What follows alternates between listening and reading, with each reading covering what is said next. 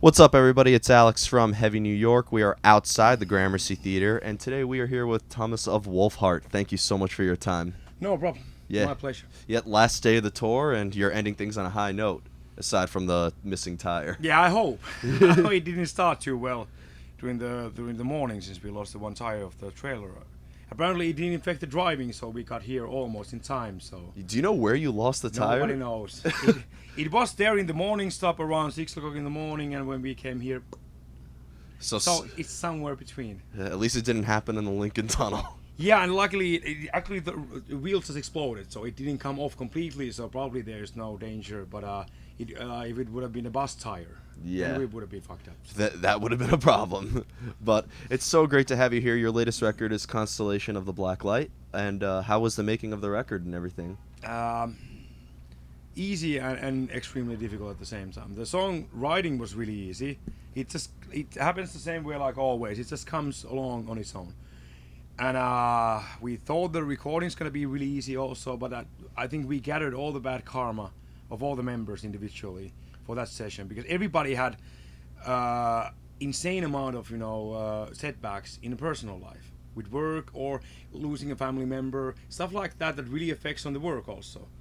So the whole recording was just a rescheduling after rescheduling after rescheduling, moving deadlines back and forth, and at the same time, this tour was offered for us, and of course Napalm proposed that we could actually release the album 4 weeks earlier to wow. get the album out just before the tour rather than after the tour. Because the original release date was supposed to be 2 days ago. Wow. So it of course to us it was an ideal thing. Finally have a tour in US of the album out, but that means that all the deadlines jumped 4 weeks earlier at the same time when everybody was struggling with their own schedules. So it was we made the label's deadline with 2 hours. Wow. We were the ultimate deadline was it's going to be Monday 4 o'clock. It has to be there, otherwise we're going to postpone the release. Wow. And we got it there 2 o'clock on Monday. So That's like New York time right here. yeah. Yeah.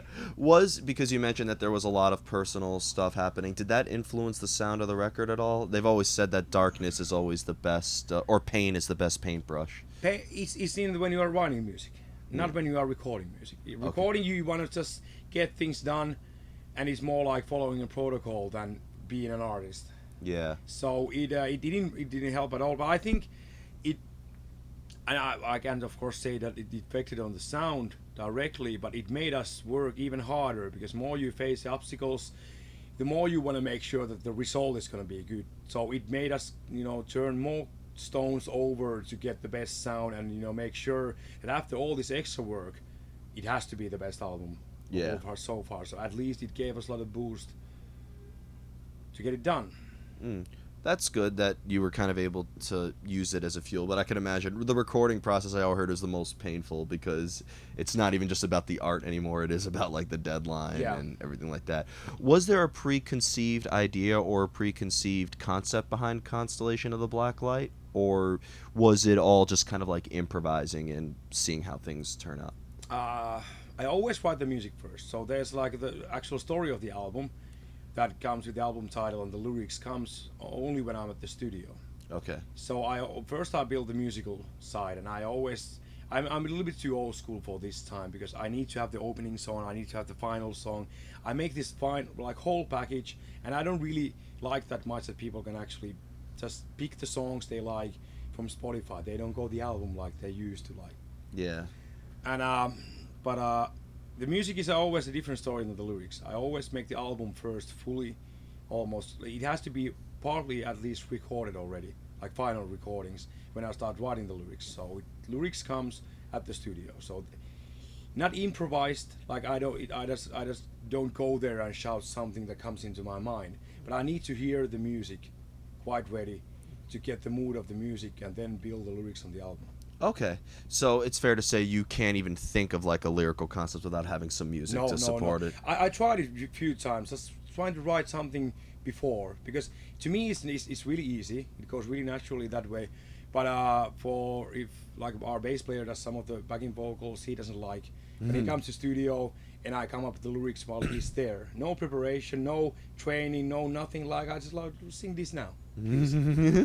So they would like, other guys would like to have them earlier done, and of course the graphic artist doesn't like when he's just waiting to get the lyrics and can you please send them? I need to reach my deadline. I haven't done them yet, so I'm pushing that stress on the other shoulders, but it doesn't, it feels so silly.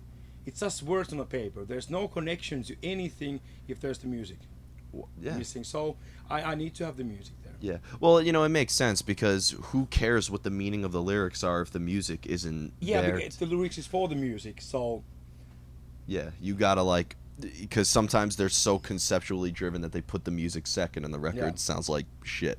So now when listening to Wolfheart, like a lot of people have thought that there's elements of black metal, there's elements of death metal, there's so many different elements in Wolfheart. Does Wolfheart like to stick with a specific sound, or is there room for experimentation with your music? there's quite much room for experimentation actually. The reason why I started Wolfheart was I wanted to combine all my previous bands, which came from doom metal, melodic death metal, melodic black metal styles. So I wanted to put all of the styles in one package. Okay. And I also do the same with the production. I want to use the really low tuned guitars, baritone guitars actually, that we can reach to A or G tunings, which are not that common in black or death metal because it gets quite tricky with the fast tempos. But I really want to have this doomy, crushing guitar sound combination with the black metal kind of tempos and the fierceness. But at the same time, I just need to clear out that we don't have any religious Yeah. agendas. Did you start Wolfheart with a completely different mind frame than any of your previous projects, or is there maybe anything similar, like in terms of the creative aspect behind it? There's quite much similar. I didn't bury the previous bands because I wanted to create something completely new musically. I just wanted to get rid of a few labels and clear the table. But I was in a quite a tricky situation. If I would have wanted to continue music with either of those projects or bands, I would have just been pushing money into the pockets of the labels, and I would have been fucked up. So there was a lot of frustration, and of course that started to reflect on the music, because if you're not happy what you are doing, you're not going to be able to do the best. So and Yeah. I started to notice that myself already. So there was no way of those to continue. But I didn't want to. The reason was not that I wanted to do something completely different musically. Yeah. It was I wanted to get things done better and with better atmosphere and without being pissed off all the time. Yeah, being pissed off does make room for great metal, but it sometimes can drive you into Yeah. madness. Yeah. Now, what when looking at the Constellation of the Black Light record, I mean, the first song on that record is like 10.5 minutes, and then you have like a song that's like 5 minutes, Yeah. and then so how do you know when a song is finished? Well, that's going to be a really stupid answer, but I just know. I don't. I'm not really. I've gotten that with every. Yeah, I'm not really giving you any information with that, but yeah, you just know when you're writing. If there is no formula, there is no pattern that you want to do. You just feel when you're playing the song alone that this is done now. Yeah. Well, what I find, because from what we were just talking about, it seems like Wolfheart has both a very technical aspect. You guys are very good on a technical level, but you also have like an organic element, like knowing when a song is finished, just like that. It seems that you have stuff inspiring you both internally and externally. That's what I was thinking with it. And the final question I wanted to ask you is, because you guys are from Finland, right? Mhm. And now I've interviewed so many bands from Finland, but I know that it's pretty much the metal capital of the world. But I was curious how different the metal scene is if you're in Helsinki versus Turku, or is there like a different? I don't know where specifically you guys in Finland are from, but if there's like a metal scene from the area that you come from. We are all around from Finland. Like we represent 4 different cities. If you ask it inside Finland, they probably would say Oulu would be the metal capital of Finland as when it comes to cities. Of course, Helsinki is the biggest city, so that provides the biggest amount of bands. But every city is quite active in Finland, so I wouldn't put any. Well, funny thing, there was this voting thing of the capital city of Finland. Inside Finland, there was people voting, and it was supposed to be like you need to register as many real bands from your home village or city as there. You find all the bands that there are available and they have been existing or still existing. And then by the amount of the population compared to the amount of bands, we get the capital, real capital, and it was a village called Lemmy. Okay. I think they have like Lemmy. yeah, How appropriate. yeah, it's like 3,500. I don't even know the population, but it's really small. But they have just enough bands, so that is actually the capital, and that is a small countryside village. Wow. So I think that gives a good picture. Every place has tons of bands. It's not just the biggest cities. It's Yeah. Well, I just interviewed last year I interviewed the metal band from Finland, Lost Society, Yeah. and they said like they did a survey that per square kilometer in the whole country there's at least 2 metal bands. yeah.